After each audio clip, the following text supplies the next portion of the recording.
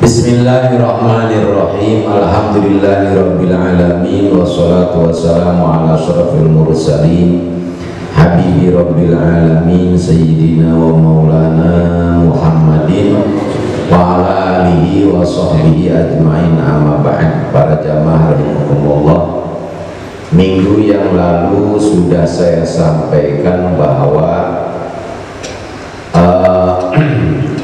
haram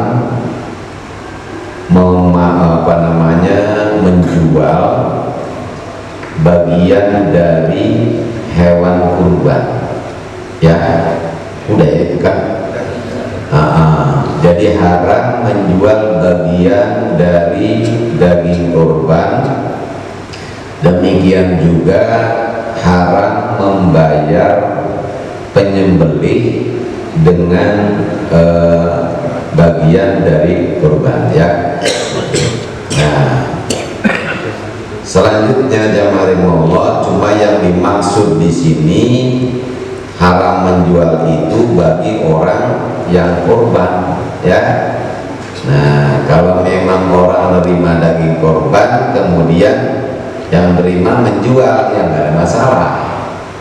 Ya sama dengan orang kurban menjual kulitnya, menjual kepalanya, atau buat upah membeli, nah itu nggak boleh, ya batal nantinya kurbannya.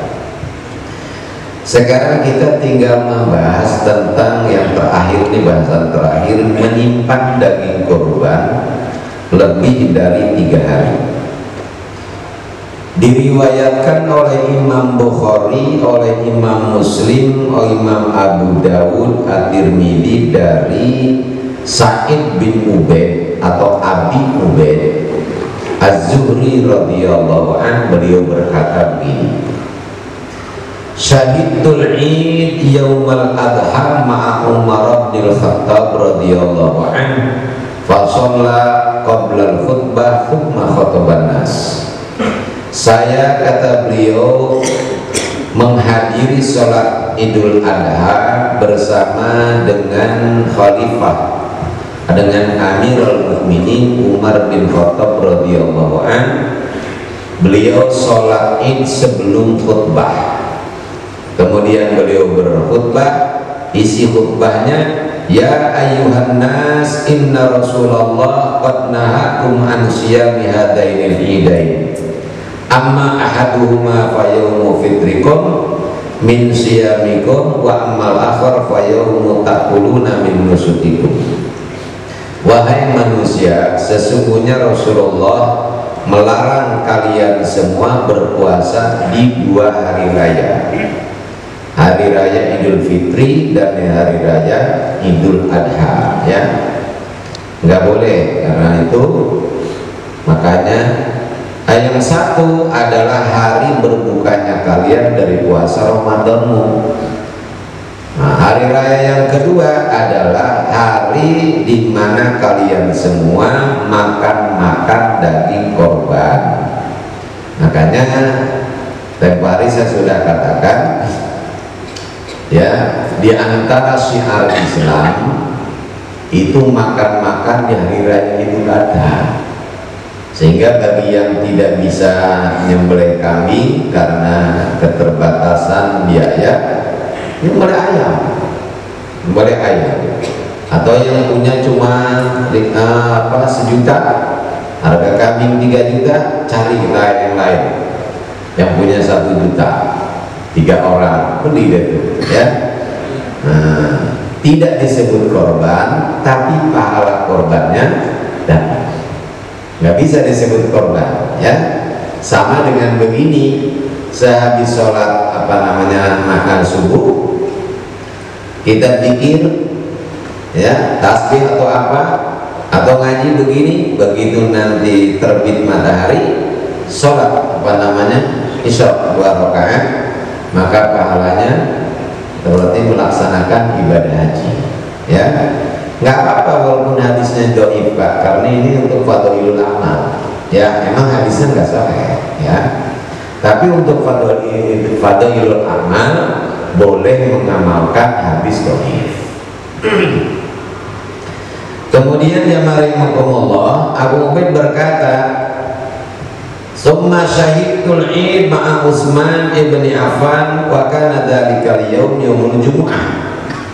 Fa shalla qabla al-khutbah tsumma khataba." Saya juga hadir sholat Id. Nah, ini maksudnya Idul Fitri. Bersama Amirul Mukminin Utsman bin Affan radhiyallahu an. Beliau juga sama sholat Idnya sebelum khutbah. Kemudian beliau menyampaikan khutbah. Isi khutbahnya antara lain, ya ayuhan nas inna hada yaumun qad istama'a lakum fihi idani faman ahabba ayyantadirul jumu'ah min ahlil aliyah falyantadir wa man ahabba ayyarji'a faqad adintulah. Wahai manusia, hari ini berhimpun dua hari raya, ya, berhimpun dua hari raya, yakni hari Jumat dan hari raya Idul Fitri. Hari Jumat itu kan termasuknya hari raya juga, hari raya mingguan, ya. Maka kepada penduduk aliyah yang mau menunggu sholat Jumat, silahkan tunggu. Tapi bagi kalian ahlul aliyah yang mau pulang, saya izinkan, kata sahabat Utsman. Di sini aliyah itu nama kampung, Pak, di pesisir Madinah. Jaraknya dari aliyah ke Madinah itu 80 mil, kurang lebih 120 km. Subang sana dikit, Pak, ya. Nah, Subang sana dikit. Nah, itu mereka orang aliyah itu kalau sholat Jumat di Masjid Nabawi, Pak, saking pinginnya sholat bersama Nabi. Nah, itu berangkatnya dari kampungnya itu sesudah sholat subuh, Pak, ya, sudah sholat subuh. Nah, kalau sholat Id mereka juga sama, sholatnya di Madinah. Berangkatnya dari sana tengah malam, Pak, ya, saking pinginnya sholat bersama Rasul, begitu. Nah, kebetulan sekarang Id itu jatuhnya hari Jumat.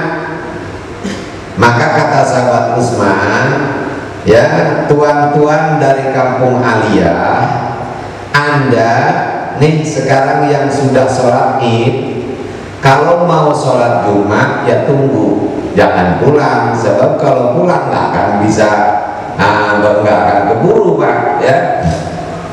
Tapi kalau kalian mau pulang, saya izinkan. Kalau pulang artinya sama dengan kalau kamu nggak sholat Jumat, ya nggak apa-apa, gitu, pulang aja, ya, boleh.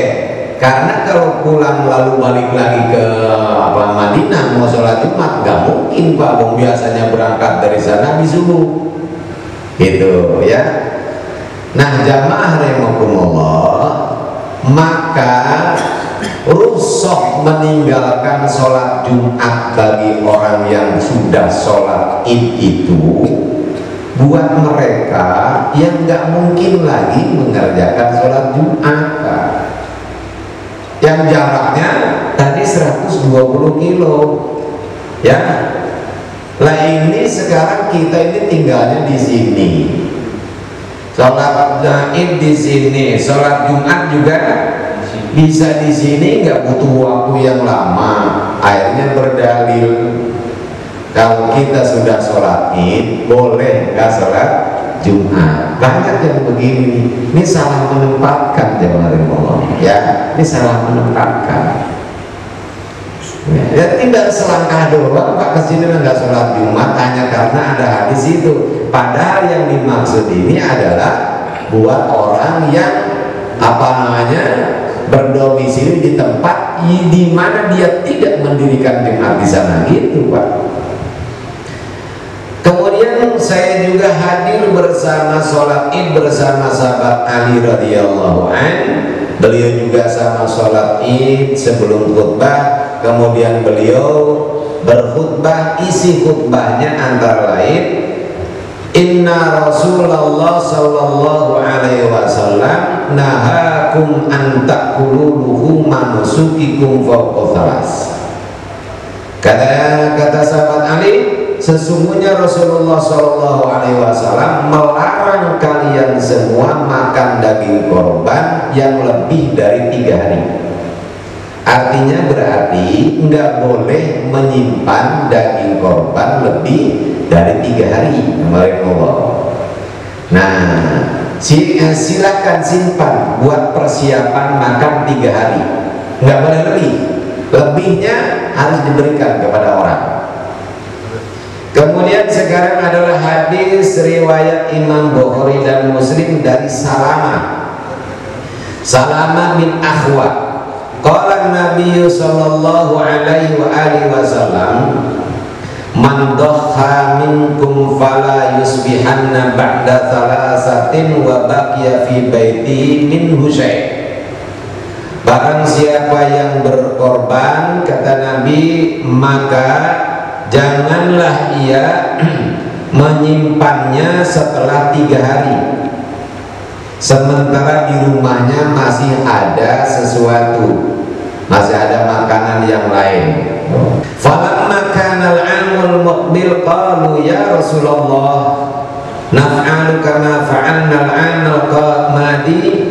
Ketika tahun berikutnya, maka para sahabat itu bertanya, wahai Rasulullah, apakah kami harus melakukan seperti yang kami lakukan tahun yang lalu? Maksudnya apa? Tahun yang lalu itu kan nggak boleh nyimpen daging lebih dari 3 hari. Apakah tahun ini juga begitu? Nah, kata sahabat, qala Rasulullah menjawab, kulu wa at'imu waddakhiru. Kata Rasulullah, makanlah oleh kamu, kemudian berikan kepada orang lain, ya, atau sedekahkan kepada orang lain, dan simpan oleh kamu. Boleh katanya nyimpan lebih dari 3 hari. Fa inna dzalikal 'am, karena tahun yang lalu, kana bin nasi jahdun, karena tahun yang lalu itu terjadi kesulitan pangan.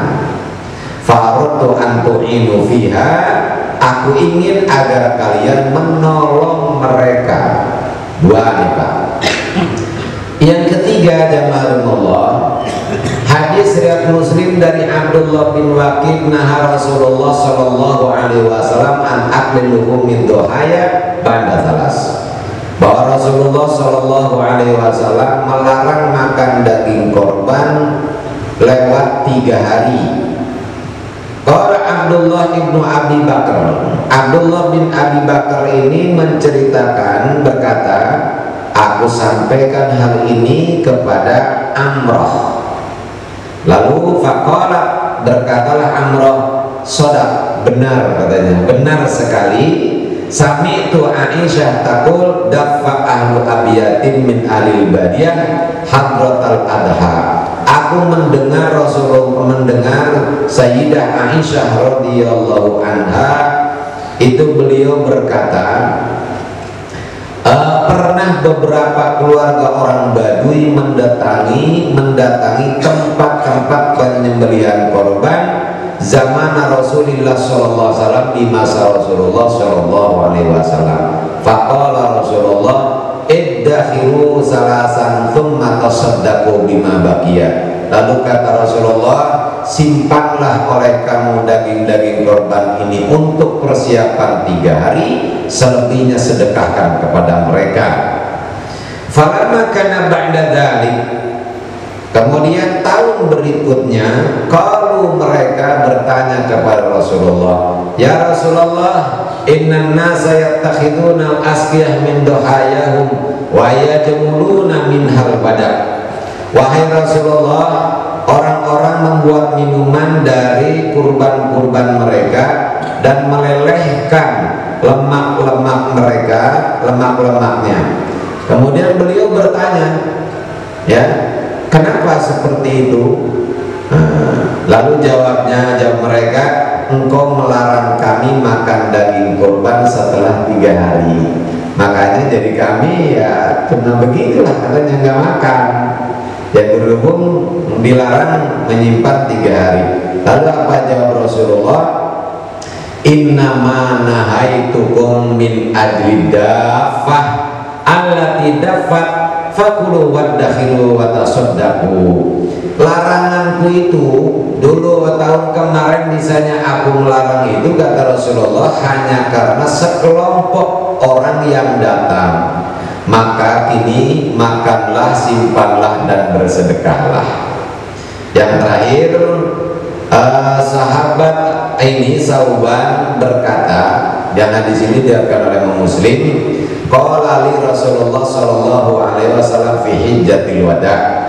Ketika selesai melaksanakan haji wada, Rasulullah berkata kepadaku, ini juru masak Sauban ini, Pak, aslih hadzal lahm, Sauban, masaklah daging ini. Qala fa aslahtu falam yazal yakul minhu hatta balagal Madinah. Maka aku memasaknya dan Rasulullah terus makan daging korban ini sampai tiba di Madinah. Nah, jamaah rahimakumullah, ketika Nabi Shallallahu Alaihi Wasallam hijrah ke Madinah, Kak, itu berangkat dari Mekah itu hari Senin tanggal 27, sampai di Madinah tanggal 12 hari Senin. Jadi perjalanan dari Madinah ke Mekah, dari Mekah ke Madinah itu 15 hari, ya. Nah, anggaplah sekarang karena waktu itu Nabi ini sembunyi dari kejaran musuh, maka jalannya tentu adalah enggak jalan yang biasa, ya, harus berputar menghindari kejaran musuh. Nah, sekarang ketika Nabi selesai melaksanakan ibadah haji, tanggal berapa Nabi meninggalkan Mekah? Nabi meninggalkan Mekah itu tanggal 14 Dzulhijjah, Pak. Karena terakhirnya itu tanggal 13, ya. Nah, kalau waktu hijrah itu 15 hari, karena sekarang jalannya lurus, Pak, nggak belok-belok, nggak menghindari kejaran musuh, tentu dari Makkah ke Madinah ini nggak sampai 15 hari. Taruh sekarang cepetnya itu adalah 7 hari misalkan, jemaah, itu kan lebih dari 3 hari. Sedangkan kata Sauban, itu mulai dari Mekah sampai tiba di Madinah, ya Nabi makannya daging korban, jemaah. Artinya berarti lebih dari 3 hari, ya. Nah, hadis Abu Ubaid Az-Zuhri di atas dengan jelas menunjukkan larangan menyimpan daging korban lebih dari 3 hari, dan ini adalah madhabnya Sayyidina Ali dan Ibnu Umar, ya. Jadi menurut Sayyidina Ali, jamaah Allah, selamanya nggak boleh menyimpan daging korban lebih dari 3 hari. Begitu juga dengan Ibnu Umar. Sayyidina Ali ini adalah imam buat orang Syiah, itu imam pertama, ya. Orang Syiah Isna Asyariyah itu kan punya imamnya 12 lah. Sayyidina Ali, putranya Sayyidina Hasan, Husain, lalu putranya Sayyidina Husain yaitu Ali Zainal Abidin, Muhammad Baqir, Ja'far Shadiq, dan seterusnya sampai yang terakhir adalah Imam Mahdi. Oleh sebab itu sampai sekarang, Pak, kalau orang Syiah, ya, melarang makan daging korban lebih dari 3 hari. Nah, sekarang ada orang, ya, ustadz atau kiai yang melarang, mengharamkan menyimpan daging korban lebih dari 3 hari. Maka ada 2 kemungkinan. Satu, dia adalah orang Syiah. Yang pertama, Pak. Yang kedua adalah ya orang yang sependapat dengan Sayyidina Ali, dengan Ibnu Umar. Atau yang ketiga, bukan orang Syiah, orang Sunni, cuma dia ini tahu larangan menyimpan daging korban lebih dari 3 hari, namun dia tidak mengetahui hadis di mana Rasulullah mencabut larangan itu, gitu, Pak, ya. Jadi larangannya tahu, tapi ketika larangan itu dihapus, Tidak tahu. Sama dengan begini Pak, dulu Nabi Shallallahu Alaihi Wasallam waktu masih di Mekah itu melarang umat Islam ziarah kubur Pak. Nggak boleh, semua orang di Mekah itu nggak boleh ziarah kubur. Kenapa nggak boleh? Karena pada waktu itu adalah masa pendalaman akidah, ya, masa pendalaman akidah. Oleh sebab itu Nabi memerlukan, ya, satu cara atau tindakan yang bisa menolak kemungkinan masuknya paham-paham yang bisa merusak paham Islam, khurafat, ya, tahayul. Nah itu dibuang jamaah Allah, jangan sampai masuk. Makanya dilarang dulu. Maklum pada waktu itu orang-orang Nasrani ya biasa ziarah, orang-orang jahiliyah juga ziarah. Dan ketika ziarah itu mereka layaknya berkunjung kepada orang yang hidup Pak. Itu minta-minta, ngomong sama orang yang ada dalam kuburan. Nah ini bisa bahaya bagi orang yang akidahnya lemah. Makanya oleh Rasulullah dilarang untuk ziarah kubur. Begitu sudah di Madinah, melihat kaum muslimin sudah kuat akidahnya, maka Rasulullah kemudian bukan saja memerintahkan, tapi mencontohkan langsung. Nah di antara kita kaum muslimin ini ada yang tahu Nabi melarang ziarah, tapi ketika Nabi menyuruh dia tidak tahu hadis ini, gitu ya jamaah Allah.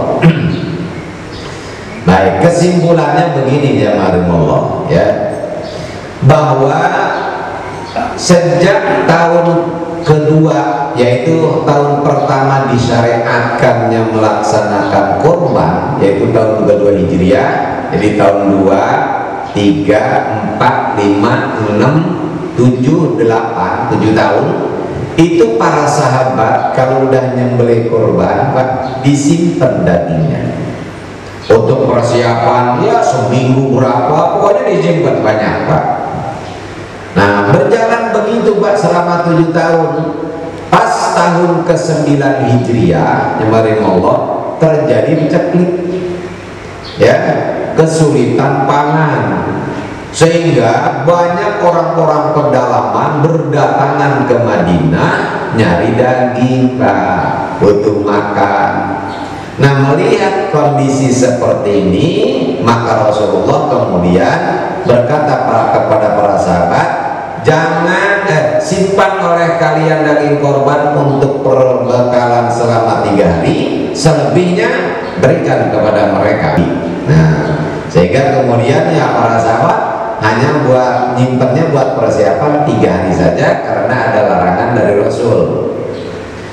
Nah kemudian tahun berikutnya, tahun ke-10 Rasulullah pergi melaksanakan ibadah haji. Nah begitu korban Rasul, ya, para sahabat ini bertanya-tanya, apakah, ya, ini boleh nyimpan daging korban ini ya 3 hari seperti dulu-dulu atau seperti tahun kemarin, ya. Makanya mereka ini ragu-ragu Pak, apakah larangan menyimpan 3 hari itu menghapus hukum sebelumnya atau karena kasus tertentu, yaitu karena sulit pangan. Ini sahabat ragu-ragu Pak. Makanya mereka bertanya, Rasulullah, apakah kami juga nggak boleh menyimpan daging korban lebih dari 3 hari seperti tahun kemarin, gitu ya? Kata Rasulullah begini, oh tidak, tahun kemarin itu kan terjadi kesulitan pangan. Oleh sebab itu aku menginginkan supaya kalian bisa menolong semua orang. Tuh begitu. Nah sekarang kata Rasulullah, simpanlah, makanlah, sedekahlah. Akhirnya ini pernyataan Rasul ini menghapuskan larangan menyimpan lebih dari 3 hari. Bukan cuma sekedar mengucapkan, tapi seperti dijelaskan oleh sahabat-sahabat, Nabi itu makan mulai dari dari Makkah sampai Madinah itu yang makan daging korban, dan itu jelas lebih dari 3 hari, ya. Jadi dengan demikian pada tahun ke-10 Hijriah masa sulit pangan yang menjadi elak terjadinya larangan telah hilang, maka dengan sendirinya hukumnya pun menjadi hilang pula, sehingga kembali menjadi halal menyimpannya. Jelas ya jemaah. Kemudian sekarang adab dan sunnah kurban. Ada adab, ada akhlak. Nah ini ada bedanya ya. Kalau akhlak itu berkaitan dengan yang berakal. Adab kepada guru kan berakal. Adab pada orang tua, adab kepada akhlak. Ini akhlak ya. Pada yang berakal, akhlak kepada Allah, akhlak kepada orang tua, akhlak kepada sesama. Nah itu disebutnya akhlak. Kalau berkaitan dengan hal-hal yang tidak berakal, dengan perbuatan, namanya adab. Adab pakai baju, adab makan, adab buang air, gitu ya. Adab apa namanya, sholat. Nah itu bedanya akhlak dengan adab itu begitu ya. Bagi yang hendak berkurban, hendaknya memperhatikan adab-adab dan sunnahnya nih. Satu, bagi yang hendak sholat Idul Adha, sebaiknya tidak makan, tidak minum. Jadi puasa Pak. Tapi jangan malamnya jangan niat saya niat puasa besok hari raya Idul Adha, ya haram Pak, nggak boleh. Yang dimaksud puasa di sini nahan, nggak makan, nggak minum dulu. Nah ini menunjukkan juga Pak ya, bahwasanya pelaksanaan Idul Fitri dengan Idul Adha itu ada berbeda Pak. Kalau Idul Fitri di masa Rasul ya, Idul Fitri itu agak lamaan Pak, ya, agak siangan gitu, agak siangan. Kalau Idul Adha supaya cepat matahari nongol, nggak lama lagi kita mulai sholat Idul Adha.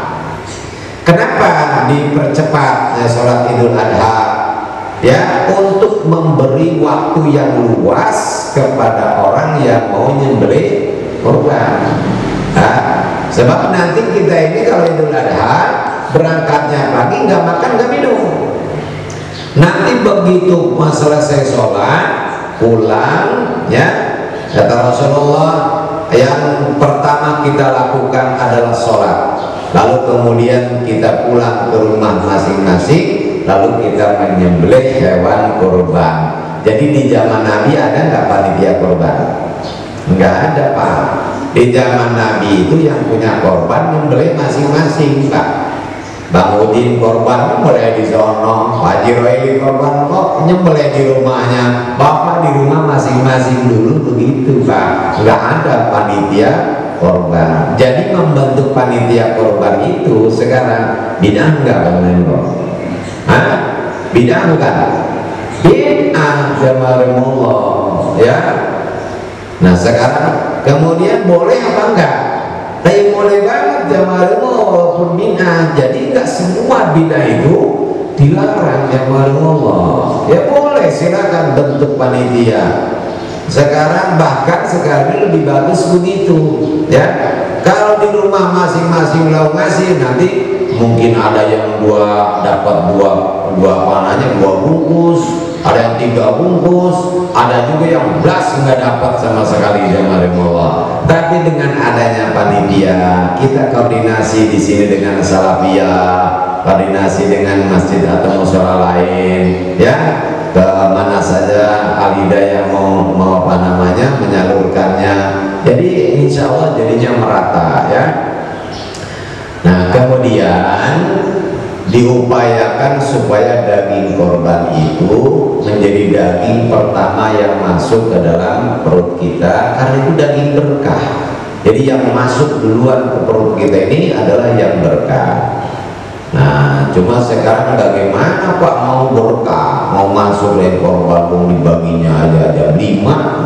Nah ini jadi upayakan jemaah Allah panitia ini selesai sholat Idul Adha, ya udah segera jemaah Allah ya laksanakan penyembelihan supaya kalau bisa sebelum zuhur sudah sudah selesai bisa dibagikan.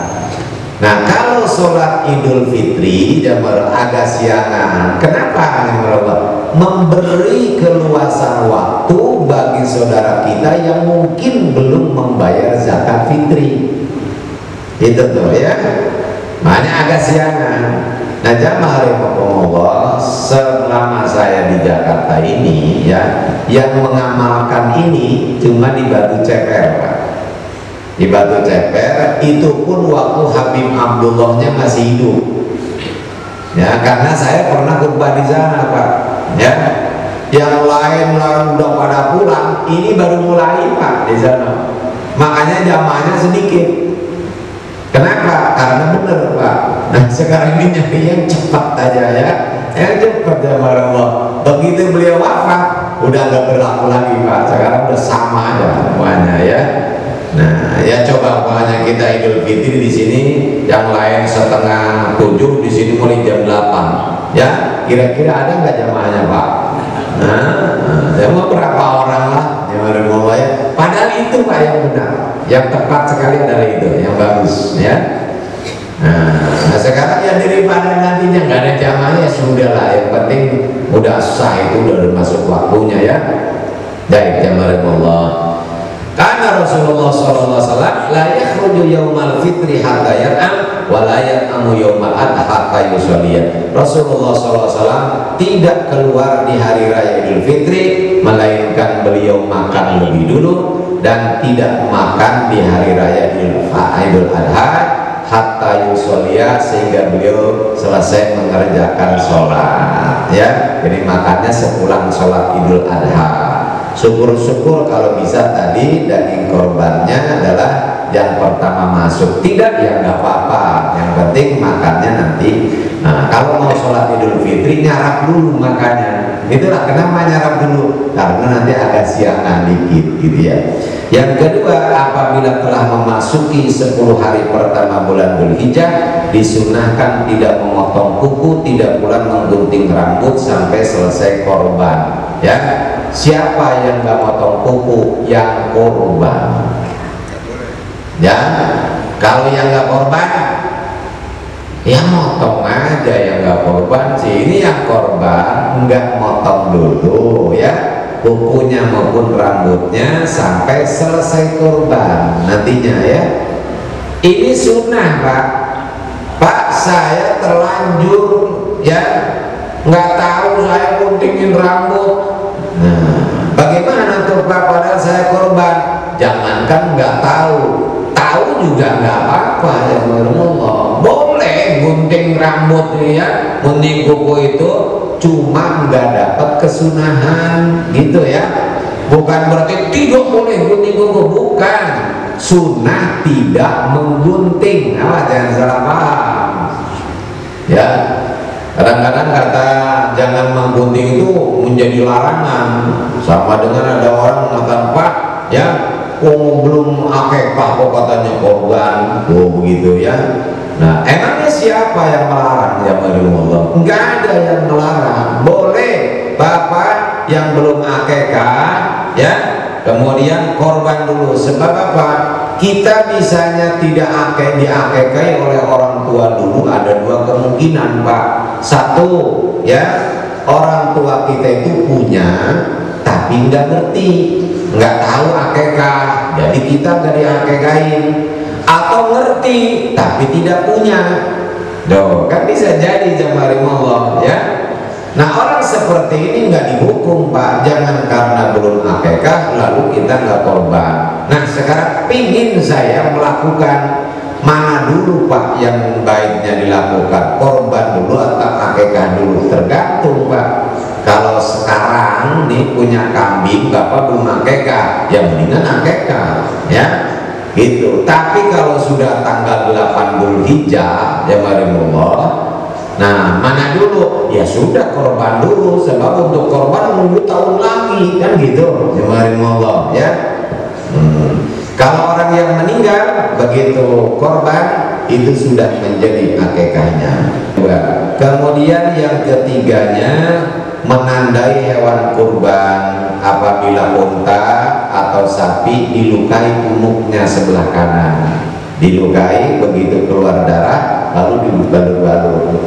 Nah dulu Pak, di Arab di sana di zaman Rasul, maling biar apa namanya gila kayak apa tuh malingnya, nggak berani Pak ya mencuri apa hewan yang sudah dipersiapkan untuk Allah, untuk korban, nggak berani dengan Allah. Kayak apapun gilanya, itu maling dulu Pak.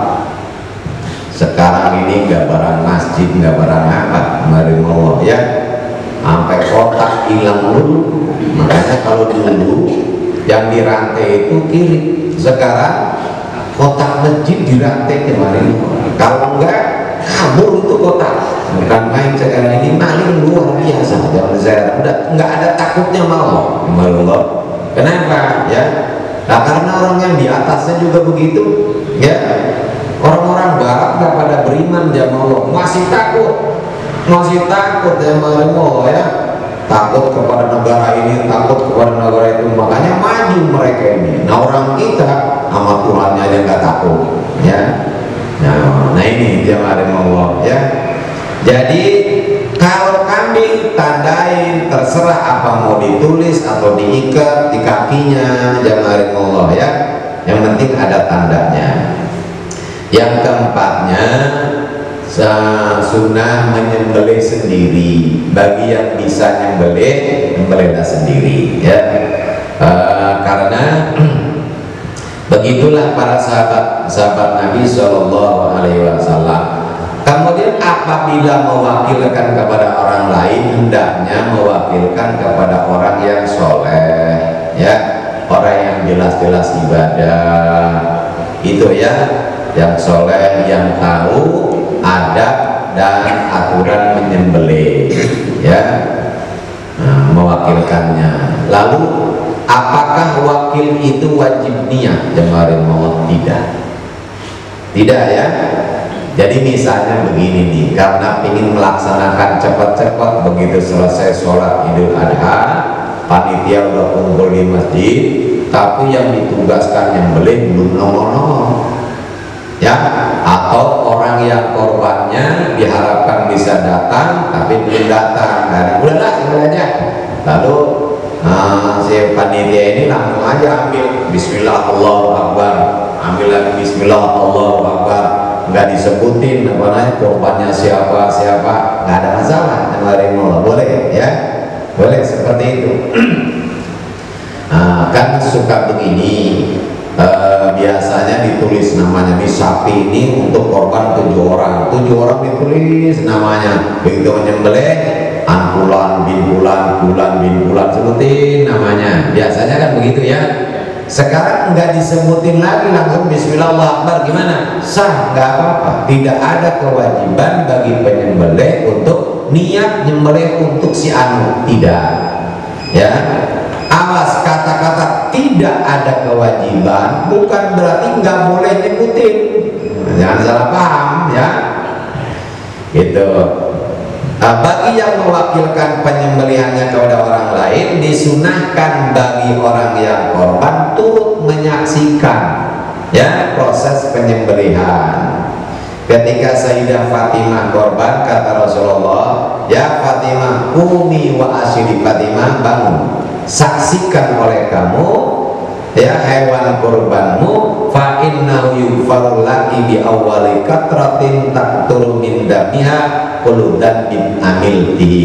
Kata Rasulullah, wahai katanya Fatimah, bangun dan saksikan hewan kurbanmu, karena kamu akan diampuni semua dosa yang kamu pernah lakukan bersamaan dengan tetesan darah pertama ke bumi. Begitu darah dari hewan itu netes, nah itu dosa yang korban Pak, hapusin semua, dihapus oleh Allah Subhanahu wa Ta'ala. Kan luar biasa kesempatan di kita menghapuskan dosa, kurang lebih 3 juta ya, atau 4 juta. Nah ini ya kapan lagi mau, siapa tahu kita mati sebelum tahun berikutnya ya, yang belum tentu kita bisa korban lagi. Karena itu bagi yang punya duit 3 juta jangan sayang-sayang Pak. Mana yang lebih berarti dibanding dengan terhapusnya semua dosa-dosa kita? Itu pelit banget kita punya duit 5 juta gak mau korban, ya Allah. ya Allah, ini nggak tahu kayak apa beruntungnya kita bisa dihapuskan semua dosa. Ya Allah, tapi Ustaz anak lagi mondok, nanti Allah jamin itu ya, keyakinan jamaah wali penting ya. Baik, itu kemudian yang berikutnya menghadapkan hewan kurban ke arah kiblat ya. Kalau nyembelih kambing, nyembelih sapi, sunahnya dibaringkan, diikat kakinya Pak, kaki belakang. Nah kalau kaki depan satu ya kalau kambing, nah yang satunya biarkan bergerak-gerak. Tapi Pak, kalau sekarangnya membahayakan, bisa nendang ke muka, ya sudah ikat aja dulu empat-empatnya ya. Kalau otak, sunahnya nyembelihnya sambil berdiri ya, dan kalau kambing serta ini jemaah Allah, sapi disembelihnya di leher atas di sini ya, di sini. Kayak jagal gimana kalau nyembelih? Nah kalau otak leher bawah di sini Pak nyembelihnya. Jadi beda perbedaannya. Tapi kalau dibalik sekarang, kambing di bawah, leher bawah, otak di leher atas, gimana? Ya sah juga, cuma yang terbaik nggak begitu gitu ya. Dan bagi yang nyembelih, jangan menyembelih hewan disaksikan oleh hewan yang masih hidup ya. Nah, jangan ini nyembelih di sini sapi, yang lainnya ngeliatin, itu bahaya, apalagi kebo jamaah Allah. Jangan ya. Jadi dipisahkan hewan yang disembelih dengan yang tidak disembelihnya. Jadi lihat, hadapkan ke sana begitu. Demikian yang jamaah Allah itu mengenai sembelihannya. Lalu jamaah Allah, apakah Pak kalau nyembelih ya ternyata goloknya ini tumpul, diganti dengan golok yang kedua, boleh nggak? Boleh Pak, nggak apa-apa ya. Tidak harus nyembelih itu satu tempel gorok terus sampai putus, tidak Pak ya. Ganti golok ketika nyembelih itu boleh, diperbolehkan dan tidak disyaratkan adanya hayatul mustaqirah. Nanti dalam bab persembelihan nanti saya akan jelaskan. Misalnya begini Pak, lagi gitu tumpul, waduh ini kan menyakiti hewan kata Nabi. Maka kata Nabi SAW, innallaha katabal ihsan ala kulli syai'. Allah mewajibkan berbuat baik ya dalam segala hal. Fa idza dzabahta, kalau kamu menyembelih, fa ahsinu dzibha, kalau kamu menyembelih yang bagus sembelih. Salah satu diantara membaguskan nyembelih adalah menggunakan pisau atau golok yang tajam. Nah maka ganti segera Pak dengan golok yang bagus biar nggak nyakitin sapi. Nggak apa-apa, itu boleh walaupun sudah luka jamaah Allah, walaupun sudah luka ya. Atau goloknya jatuh, asalkan buru-buru diambil lalu segera ditempelkan lagi.